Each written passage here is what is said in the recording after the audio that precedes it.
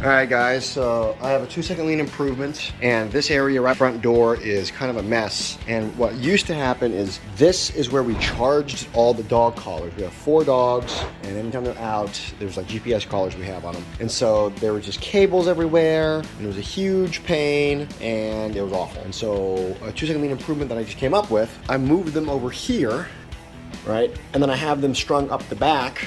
They're coming over the top, and so we can actually put 1, 2, 3, 4 dog collars. But because I don't want these to slip down, 2-second lean improvement using some fast wrap and some scissors, and I'm gonna go ahead and cut these and secure them so they don't go anywhere. All right, I got the 4 of these cut, and yes, that was batch production. Woe is me. All right, so here is the 2-second lean improvement, kind of in action. Not quite in action, but completed. You can move these around if I want for space. This is a double charger, and here's what it looks like with the collars on. Annie. Good girl. Diesel. Good boy. Ollie. Come here, buddy. Good boy, Ollie. Yeah. Yeah. And here are all the collars. Everything in its place.